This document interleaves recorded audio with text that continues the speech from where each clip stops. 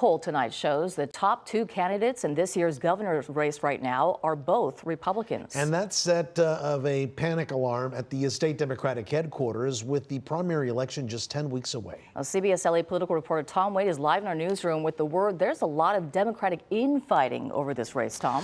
Yeah, that's right, Juan and Susie. Things are getting ugly inside the state Democratic Party with accusations that party leaders are trying to lock out candidates of color.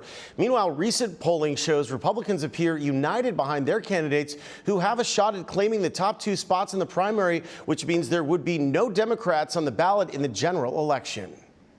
In the California governor's race, a crowded field, and for the first time, state Democrats made public their own polling, predicting a possible nightmare scenario for their party, being locked out of the general election. In the top five, the poll shows Republicans Steve Hilton and Riverside County Sheriff Chad Bianco at 16 and 14%. Democrats, Congressman Eric Swalwell, Katie Porter, and Tom Steyer all coming in at 10%. 24% are undecided. These results confirm the possibility, albeit a low one, the possibility of Democrats being locked out of the general election. Democrats could be locked out because in California's primary system, only the top two vote getters in the June 2nd primary go on to compete in the November general election.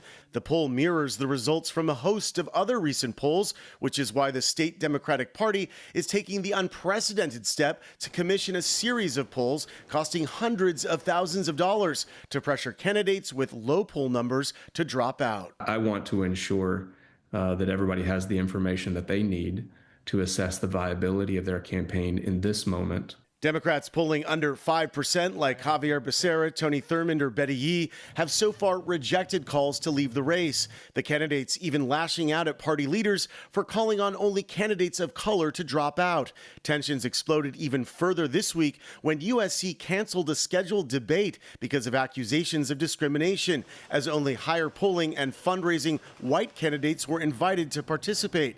Republicans who have not won a single statewide race in 20 years are clearly relishing the Democratic disarray. This is just the saddest governor's race we've ever seen. Candidates that nobody really knows, don't seem interested in, debate hosts that can't figure out how to pull off a debate. It's really just unfortunate. The field consists of very capable public servants, but people who aren't necessarily well known to the general electorate in California. Things would be completely different if Senator Padilla or if former Vice President Harris had gotten in the race, but they didn't. Governor Newsom has not weighed in on the race, and it's not clear when he might make an endorsement, but he did tell us a couple of weeks ago he is likely to weigh in at some point. We have about 70 days until the June 2nd primary. Susie? All right, Tom, thank you so much.